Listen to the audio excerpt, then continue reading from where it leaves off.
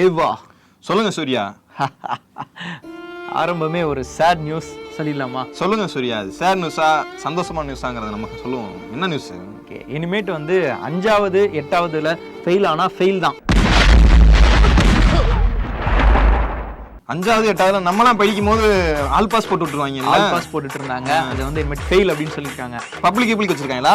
Public இல்ல. ஏன் இவங்க 5வதுல இவங்கள படிக்க கூடாதுன்னு மக்கள் வந்து முடிவு எடுத்தாங்களா? கரெக்ட். அதாவது நம்ம வந்து 2009ல வந்து மாநில கல்விக் கொள்கையில என்ன பண்ணிருக்கோம் அப்படின்னா 8வது வரையும் வந்து கட்டாய தேர்ச்சி முறை அப்படின்னு ஒண்ணு கொண்டு வந்திருக்கோம். அது ஏன் அப்படின்னா ஊர் சைட்ல நிறைய பேர் வந்து படிக்காம இருப்பாங்க, அவங்க வந்து ஸ்கூல் கொண்டு வரணும், அடுத்த கட்டம் கொண்டு போகணும் அப்படின்னு இங்க இருக்கக்கூடிய மாநில அரசு ஒரு வருஷமே அதை இம்ப்ளிமெண்ட் பண்ணிட்டு தான் இருக்காங்க. காலை உணவு திட்டம், மதிய உணவு திட்டம். அந்த காலத்துல இல்லங்க, அந்த காலத்துல பாஸ் பண்ணி விட்டாவது பையன் நல்லா படிப்பான். அடுத்த கட்டத்துல முக்கியமா 10வதுல வந்து ஒழுங்கா படிக்கலன்னா ஃபெயில் ஆக்கி விட்டுருவாங்க. அதுக்கப்புறம் நீ ஒழுங்கா படிச்சிடலாம். ஏன் அந்த மன பாதிப்பு ஏற்படுமே? இல்ல, 10வது வந்து அவன் ஓரளவுக்கு மெச்சூரிட்டி லெவல் வந்துரும், அவனுக்கு வந்து புரிஞ்சிடும். 8வது வரையும் சின்ன வளர்ப்பு பருவத்துல குழந்தைகளா தான் இருப்பாங்க. ஆமா, அவங்களுக்கு வந்து அவங்க கொடுத்தாலே குழந்தை பிறந்துருங்கிற கண்டிஷன்ல தலைவா தேவா எல்லாருமே அப்படிதான். என்ன தேவா சூர்யா எல்லாருமே அதேதான். என்ன சொல்லுங்க? இப்படி இருக்க சூழ்நிலை நம்ம வந்து மாநில அரசு வந்து எவ்வளவோ வந்து முன்னேற்பாடுகள் பண்ணிருக்காங்க. அவங்களுக்கு நிறைய விஷயங்கள் வந்து இப்போ வந்து புக்கெல்லாம் வந்து நாங்களே ஃப்ரீயா கொடுக்குறோம். கவர்மெண்ட் ஃபீஸ்ல வந்து ஃபீஸ் எல்லாமே நீங்க படிக்கலாம், பஸ் பாஸ் ஃப்ரீ, இந்த மாதிரிலாம் பல திட்டங்கள் கொண்டு வந்து ஸ்கூலுக்கு பசங்களை இழுத்துட்டு வந்தா ஒன்றிய அரசு வந்து நீங்களாம் ஃபெயில் ஆனா ஃபெயில் தான், இனிமேட் நீங்க அப்படியே ரிட்டர்ன் போங்க அப்படின்னு பேசாம உட்காருங்கடா, அதே டீச்சர் தான் அதே மிஸ் தான் செருப்பால் அடிவாங்கடா அப்படின்னு இருக்காங்க. இது எப்படின்னா ஃபெயில் ஆயிட்டாங்க அப்படின்னா அடுத்த 2 மாசத்துலயே வந்து மறுபடியும் எக்ஸாமினேஷன் வைப்பாங்களாம். அதுல வந்து பாஸ் ஆனா அடுத்த கிளாஸ், அப்படி இல்லைன்னா நீங்க மறுபடியும் அதே கிளாஸ் தான் படிக்கணும் அப்படின்னு சொல்லியிருக்காங்க. ஸ்ட்ரிக்டா படிச்சே ஆகணும். 5ஆம் கிளாஸ்ல என்னடா தெரியும், 10 வயசுல இப்பதான் ஓரளவுக்கு. இப்ப முன்னாடி நாங்களாவது வெளியே கிரிக்கெட் விளையாண்டுக்கு இருந்தோம் நம்ம காலகட்டத்துல. இப்ப வீட்டுக்குள்ளதான் கிடக்குறாங்க. என்னமோ பண்ணி தொலைங்க. அவங்க அவ்வளவு ஸ்ட்ரிக்டா சொன்னா இங்க ஒருத்தர் அதை விட ஸ்ட்ரிக்டா இன்னொன்னு சொல்லியிருக்காரு. உடனே வந்து ஒரு அறிக்கை ஒண்ணு விட்டுருக்காரு. யாரு? Education minister. அவர் என்ன சொல்லியிருக்காருன்னா, இல்ல இதெல்லாம் நாங்க எடுத்துக்க மாட்டோம், பெற்றோர்கள் கவனத்திற்கு 8வது வரைக்கும் ஆல் பாஸ் அப்படின்னு வந்து அறிக்கை விட்டுருக்காரு. நீங்க நாங்க ரெடி பண்ணி ஒரு கல்வி பாதைக்கு கொண்டு வரதுக்கே பல விஷயங்கள் பண்ண வேண்டி இருக்கு. பெத்தவங்க இப்பதான் ஒரு மாடரேட்டா மாறி இருக்காங்க. ஆனா நீங்க இவங்களை திரும்ப படிக்க விடாம பண்ணிடுவீங்க போல, மாடு மேய்க்க விட்டுருவீங்க போல அப்படின்ட்டு. எஜுகேஷனுக்கு வந்து ஒரு 2000 கோடி வந்து பெண்டிங்ல நிக்குது. அதை வந்து நீங்க ஏன் வந்து நீங்க அவங்க கிட்ட போய் கேட்டீங்களா? அவங்க ஏன் தரமாட்டேங்கிறாங்க? தலைவா நம்ம தான் பேசணும் தலைவா. ஏற்கனவே மும்மொழி கொள்கையை வந்து ஏத்துக்கிட்டாதான் தருவேன்னு சொல்லியிருக்காங்க. அது நேத்திக்கு வந்து ஒரு இன்ஃபர்மேஷன் கொடுத்துருக்காங்க. மும்மொழி கொள்கை நீங்க வந்து ஏத்துக்குங்க, நான் உங்களுக்கு வித்தின் ½ an hourல வந்து நான் உங்களுக்கான கேஷை வந்து கொடுத்துட்றேன் அப்படின்னு வந்து ஒன்றியத்துறை அமைச்சர் சொல்லியிருக்காராம். மாநிலங்கள் அவன் எடுக்கிற முடிவு தான் இதெல்லாம். இது எதுக்கு அவன் ஒன்றிய அரசு வந்து மும்மொழி கொள்கைனா இந்திய உள்ள கொண்டு வரணும் அவங்களுக்கு. ஆமா, இந்திய உள்ள ஒன்று வச்சு நீங்க இந்தி வந்து தமிழ் ஆங்கிலம் வந்து மேஜர் சப்ஜெக்ட் மாதிரி இந்தியும் வந்து மேஜர் சப்ஜெக்ட் ஆக்கணும் அவங்களுக்கு. இல்ல இந்தியெல்லாம் படிப்பான்டா விட்டு தொலைங்கடா. இந்திய படிக்க வேணும் யாருமே சொல்லுங்க. நீங்க படிக்கிறதா இருந்தா செகண்ட் லாங்குவேஜ் நீங்க எடுத்து படிங்க அப்படின்னு தான் சொல்றாங்க. இல்ல இந்தியெல்லாம் ஜஸ்ட் ஒரு மொழி father, it's a tool for communication. ஆனா தமிழ் இருக்கே அது நம்மளோட ஐடென்டிட்டி, அடையாளம். படிச்சுட்டு தாங்க இருக்காங்க. இவங்க வந்து கட்டாயமாக்க சொல்றாங்க, கட்டாயமா படிச்சே ஆகணும் அப்படின்னு. ஒருத்தன் தமிழ் இங்கிலீஷே படிக்க மாட்டாங்க, அதுவே தப்பா எழுதுறாங்க. இந்த இவர் வந்து அதுக்குன்னு தெளிவாவே வந்து அவங்ககிட்ட பேசினாரா, என்னன்னா எங்களுக்குன்னு ஒரு சென்டிமெண்ட் இருக்கு, எங்கிட்ட இருந்து பாரம்பரியம் இருக்குது, நாங்க வந்து தமிழும் இங்கிலீஷும் எடுத்துக்கிறோம், ஹிந்தி வேணும்னா நாங்க படிச்சுக்கிறோம். இன்னொரு விஷயம், ஹிந்தியை மட்டும் கொண்டு வர மாட்டான் அவன், வரலாறுலாம் உள்ள கொண்டு வருவான் அவன். வரலாறுங்கும் போது நமக்கு ஒரு வரலாறு இருக்கு, அது இல்லாம அவன் வரலாறு ஹிந்தி வரலாறு ஒண்ணு இருக்கும்.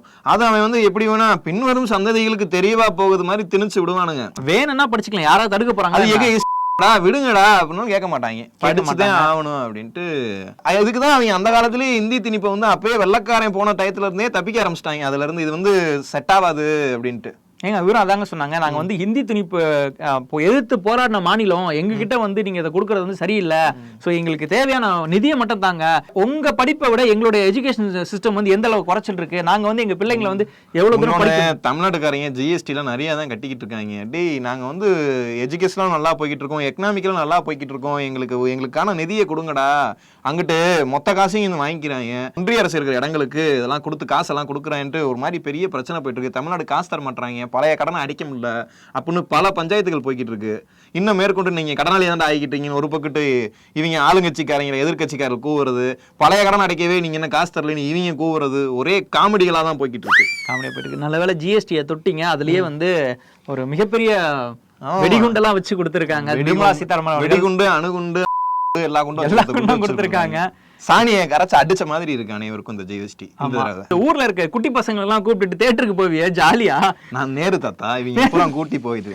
ஆமா போனேன், கூட்டி போனேன். என்ன செய்யறது, பாப்கார்ன்லாம் ஏற்கனவே பாப்கார்ன்லாம் வாங்கி கொடுப்பீங்க, இனிமேட்டு வாங்கி கொடுக்க முடியுமா? பாப்கார்ன்லாம் வாங்கிலாம் தர முடியாது, வெளியவே வாங்கி கொடுத்து வயிற்று பாப்கார்ன் விரிக்க யாராவது வாங்கி சாப்பிடுவாங்க, பாத்துட்டு வந்துரு அப்படின்னு கூட்டு வந்துருவீங்களா? சென்னையில 400 ரூபா 500 ரூபாங்கிறாங்க. சரி தண்ணி பாட்டிலோட முடிச்சுக்கிட்டு இந்த படத்துல தியேட்டர்ல உட்காந்துட்டு சாப்பிட்டுட்டு, அதாவது பாப்கார்னை வந்து வெறுமனே கையில அப்படி நீட்டி அவங்க கொடுத்தாங்கன்னு வச்சுக்கீங்களேன், காட்டினா வாயில போட்டு விட்டு போ அப்படின்னா அதுக்கு வந்து 5% தான் ஜிஎஸ்டி. ஓகேவா? அதுல வந்து நம்ம ஏகே மாதிரி லைட்டா அப்படி சால்ட் பெப்பரை தூவி கொடுத்தாங்கன்னு வச்சுக்கீங்களேன், அதுக்கு வந்து 12 13. சால்ட் பெப்பரே வேணாண்டாங்க, அதுவும் வேணாம். அவங்களுக்கு வந்து கேரமில் அப்ப இனிப்பு இனிப்பு இனிப்பு செத்தா அதுல அப்படியே சக்கரை எல்லாம் அப்படியே போட்டு கொடுத்தான்னு வச்சுக்கீங்களேன், கொஞ்சோண்டு மைல்டா போட்டு கொடுத்தா 18%. பாப்கார்னே வேணாம், சோளம் பொறுக்கி ஏண்டா பாப்கார்ன் போய் அந்த பொழுதுபோக்கா திங்கலன்னா அந்த 1/2 மணி நேரம் இடைவெளிக்கு திங்கிறதுக்காண்டி வாங்குறது. தேவா சொல்லுங்க, பாப்கார்ன்ல தான் வந்து இப்படி வெடி வச்சாங்க அப்படின்னா திங்கிற பிரியாணி வெடி வைக்கலாம். சொல்லுங்க, அடுத்து சொல்லுங்க. திங்கிற பிரியாணி நம்ம எல்லாம் விரும்பி சாப்பிடக்கூடிய பிரியாணிலேயே வந்து பாம் வச்சு பிளாஸ்ட் ஆகி. ஏங்க நேத்து பொம்பளை பிள்ளைக்கு பிரியாணி வாங்கி கொடுத்து பில்லு கட்டி அவளுக்கு புரிய வைக்கிறதுக்குள்ள எனக்கு தாலி அந்து வச்சு. ஏன்னா எனக்கு நெஞ்சே வலிக்குது, வேற யாரையோ கல்யாணம் பண்ண போற, ஏன்டி எண்ணெயை போட்டு சாவடிக்கிறங்கிற மாதிரி. நான் குஸ்கா கேட்டா அதுக்கு ஒரு பில்லு போட்டு வச்சிருக்கான், முட்டையோட போட்டா ஒரு பில்லு, தயிர் வெங்காயத்து இதுக்கு ஒரு பில்லு, இன்னொரு பிரியாணிக்கு 5%, 12%, 18%. டே கடைக்காரனே சாவடிக்கிறான். அவன் கடைக்காரன் பில்லு போறதுக்கு தான் நோகுறானுங்க. ஆமாங்க, இது என்ன கால்குலேஷன் தெரியல. அதாவது குருமா சட்டிக்கு மேலேயே 12% ஜிஎஸ்டி எழுத ஆரம்பிச்சிட்டானுங்க. இது 12% குருமா சட்டி, அவிச்ச முட்டைக்கு 5% அப்படின்னு குருமா சட்டிக்கு மேலேயே ஜிஎஸ்டி ஸ்டிக்கர். அது என்னன்னா எம்டி பிரியாணி இருக்குல்ல, குஸ்காவா நீங்க சாப்பிட்டீங்கன்னா அதுக்கு வந்து 5% தான் டாக்ஸ். சரி ஓகேவா? சரி ஓகே, அதனால கொடுத்துடலாம். பசியில குஸ்காவை சாப்பிட முடியும் 5% டாக்ஸ்ங்கிறதுக்காண்டி, ரைட்? ஒரு டேஸ்ட்டுக்கு ஒரு மட்டன் பீஸ், அதுதான் அவங்களோட எதிர்பார்ப்பு. பசியில வரையும் பிரியாணி தான் சாப்பிடுவான், குஸ்கா எவன்டா சாப்பிட போறான்? கஷ்டத்துல இருக்கவன் தான் குஸ்கா சாப்பிடுவான். அவங்க பிளான் இது கிடையாது. நீ வந்து நான்வெஜ்ஜே சாப்பிட கூடாது. இந்தியாவில் நான்வெஜ் சாப்பிட்டனா நீ டாக்ஸ், நீ சாப்பிடாம அப்படி.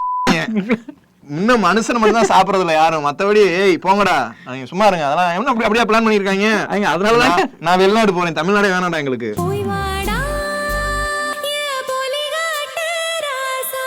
5% ஆரம்பிச்சது 28% முடியுது தெரியுமா? அதெல்லாம் செட் ஆகாது. டாக்ஸ் எல்லாம் கிடையாது, வீட்ல ஆக்கிர வேண்டியதான். என்ன போட்டு சட்டியை டேட்டாவை சொல்றேன், கேக்குறீங்களா? சொல்லுங்க தலைவா, சொல்லுங்க. சாரி தலைவா, நீங்க குஸ்காக்கு 5% இருந்து சொல்லுங்க தலைவா. குஸ்காக்கு 5%. அதுல வந்து அதுக்கப்புறம் மட்டன் பீஸோ சிக்கன் பீஸோ சொருவிட்டீங்கன்னு வச்சுக்கலாம், அதுக்கு வந்து 12%. 6 ரூபாய் தாங்க ஒரு முட்டை, மிஞ்சி போனா ஒரு 6 ரூபாய் இருக்கும். அது தூக்கி உள்ள போட்டீங்கன்னா 18%. 100 ரூபாய்க்கு வாங்கினா 118 ரூபாய் கிட்ட ஆயிடும். சரி ரைட், சொல்லுங்க மேல. இதுலயே முகல் பிரியாணி இன்னொன்னு இருக்குது, அது வந்து முட்டையை உடைச்சு பண்ணுவாங்க. அதுக்கெல்லாம் அதை நீங்க சாப்பிட்டீங்கன்னு வச்சுக்கீங்களா, உங்களுக்கு 28% சூப்பர் டாக்ஸ். போடா பிரியாணி டாக்ஸ். ஒரு மீல்ஸ் இந்த பழைய வீட்ல எல்லாம் கூட்டி பண்ணி டோக்கன் வாங்கி கொடுத்து கையில கொடுத்து மீல்ஸ் சாப்பிடுறா போடான்னு வாங்கி கொடுத்து. இது கூட பரவாயில்லைங்க. செகண்ட் ஹேண்ட்ல நீங்க வண்டி வாங்குனீங்கன்னு வச்சுக்கீங்களா, அதுக்கும் வந்து 18% டாக்ஸா. ஆக்சுவலி ஒரு செகண்ட் ஹேண்ட்ல வண்டி வந்து டாக்ஸா? ஆமா, அதான் ஏற்கனவே கட்டி வச்சிருப்பாங்க முதல்ல இருக்கவங்க. முதல்ல இருக்கும் போதே அவன் ஒரு 28% டாக்ஸ் கட்டி தான் வண்டியே வெளில எடுக்கிறான். ஓகேவா? அந்த வண்டியை இன்னொருத்தன் வாங்குறானா, அதாவது புது வண்டி வாங்க முடியாம ஒருத்தன் வந்தா வந்து இவ்வளவு டாக்ஸ் கட்டி வாங்கணும், அது வாங்கணும். எவனோ ஓட்டின வண்டி ஓட்ட சொல்ல நம்ம வந்து ரெடி பண்ணி ஓட்டிக்கலான்றதுக்காக தான் வாங்குறான். யாரும் புலங்கலையே. ஆமா, நீங்க மத்தவங்க புலங்காத மாதிரிதான் பேசுவீங்க. ரெண்டாவது வாங்கி வைக்கிறவன் எல்லாம் தொலைஞ்சாங்க. இதெல்லாம் பார்க்கும்போது என்னமோ இதுக்கு வந்து கந்து வட்டியே பரவாயில்ல அப்படின்ற அளவுக்கு இருக்குது. அந்த காலத்துல சுங்க வரி வங்கி வரிங்கிற மாதிரி அந்த காலத்துல மன்னர்கள் கால அவசர கால வரி மாதிரி போட்டுக்கிட்டு இருக்காங்க. என்ன இம்புட்டு பணத்தை வச்சு என்ன அம்மையார் வந்து இவங்களே வந்து கந்து வட்டி வசூலிக்க ஆரம்பிச்சிட்டாங்க. இது எதுக்காக கந்து வட்டி அப்படின்ற வார்த்தையை சொல்றேன் அப்படின்னா, நீங்க வந்து வாடகைக்கு இருக்கக்கூடிய இடத்துல வந்து நீங்க ஒரு கடையை ரன் பண்றீங்கன்னு வச்சுக்கோங்க, உங்க கடை இருக்குது, அது வந்து வாடகை கடையா நீங்க யூஸ் பண்றீங்கன்னா அதுக்கு நீங்க வந்து 15% வந்து ஜிஎஸ்டி கட்டி தான். கத்தி படம் மாதிரி ரோக்கர் டப்பா வச்சு குடிக்க வேண்டியது, குடிச்சுட்டு வரட்டா பாய்ஸ்னு போக வேண்டியது. ரோக்கர் வாங்கி அடி, அதான் புதுசு. தானே வாங்கி அடிக்கிறேன், ஒரே டப்பால எல்லாம் காலியாயிரும்டா. அப்புறம் என்ன பண்றது இவங்க ஜிஎஸ்டி? இதுல இன்னொரு மேட்டர்னா, அவங்க வந்து நீங்க அந்த டாக்ஸ் வந்து கெட்டுறதுக்கு லேட் ஆயிடுச்சு, ஏதோ ஆயிடுச்சுன்னா அந்த வட்டிக்கு இன்னொரு வட்டி வந்து போடுறாங்க. எப்படி இருக்கு? ஸ்ரீ முருகன் பைனான்ஸ் அந்த மாதிரி தான். ராக்கெட் வெட்டி, வாட்டர் வெட்டி, மீட்டர் வெட்டி தானா? ஆமா. இதுல இன்னொரு மேட்டர், இதுலயே முக்கியமா இன்னொன்னு சொல்லிருக்காங்கன்னா, இப்போ ஒரு ஃபேக்டரி எல்லாம் வந்து வேலை செய்ய போறாங்கன்னு வச்சுக்கீங்களேன், அவங்க எல்லாம் தங்குறதுக்கு வந்து சில இடங்கள் ஏற்பாடு பண்ணி கொடுத்துருப்பாங்களா, தங்க முடியுது மாதிரி, அதுக்கும் டாக்ஸ். தங்குற இடத்துக்கு, ஏன்னா அதையும் வந்து தொழில்சார் மூலமா தான் நீங்க தங்குறீங்க, இதுவே வந்து நாங்க வந்து ஒரு தொழிற்சாலை தான் கருதுவோம் அப்படின்றாங்க. அந்த ஹாஸ்பிடல் சீட்டு கீழே படுத்துட்டு போவீங்க, அதுக்கும் டாக்ஸ். அவங்க கிட்ட டாக்ஸ் நாசமா போங்கடா அப்படின்ட்டு மறந்துட்டு அப்ப தமிழ்நாட்டு இன்னும் செட் ஆகாது போலயே, கொஞ்ச நாளைக்கு வாழ முடியாது போலயே. திருப்பூர், கோயம்புத்தூர், ஈரோடு பக்கம் இருக்கவங்களாம் இப்பவே பாதி கடையை மூட்டாங்க. கேட்டா நீ நாட்டை வளர்க்க போறேன் நம்ம கிட்டே இருந்து படம் முடிக்கிட்டு இருக்காங்க. ரைட், நல்லா இருங்கடா, எல்லாத்துக்கு மேல இப்ப நல்லா இருங்கடா அப்படின்ட்டு. அன்றாட வாழ்வில் நம்ம இதெல்லாம் தேவைன்னு சொல்லி வாங்குறோம். இதுக்கெல்லாம் இவ்வளவு டாக்ஸ்.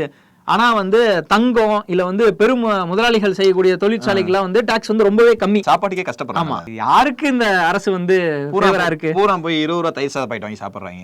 அவங்களுக்கு எல்லாம் வந்து கம்மி. நல்லா இருங்கடா போங்கடா, கஷ்டப்படுறாங்கல்ல பாவம், தங்க பிசினஸ் பண்றாங்க, எவ்வளவு ஏழை பாவம். கொஞ்ச நாளைக்கு முன்னாடி கோயம்புத்தூர்ல அன்னபூர்ணா ஹோட்டல்ல வந்து ஓனர் வந்து போய் பேசினார்ல, பேசி அப்புறமா பன்னுக்கு இவ்வளவு அவர்தான் வந்து அப்புறமா வந்து அடுத்த நாளே சாரி மேம் அப்படின்னு போய் நின்னார்ல, அதான் மன்னிப்பு கேட்க வச்சு வீடியோ எடுத்து போட்டாங்களே.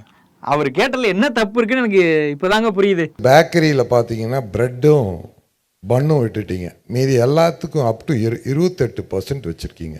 அதெல்லாம் தொழில் பண்றவன் அவங்களோட மெயின் ஃபோக்கஸ் என்ன தெரியுமாங்க, இந்த ஜிஎஸ்டி எங்களுக்கு நீங்க என்னமோ போட்டு தொலைங்க, 20% நான் இலச்சவ பயல்கள்ட்ட தானே வாங்குறோம், அவங்க கஸ்டமர்கிட்ட தான் நாங்க வாங்கிக்கிறோம், ஒரே ஜிஎஸ்டியை போட்டா கூட நாங்க வாங்கி தொலைஞ்சிட்டு போயிருவோம்.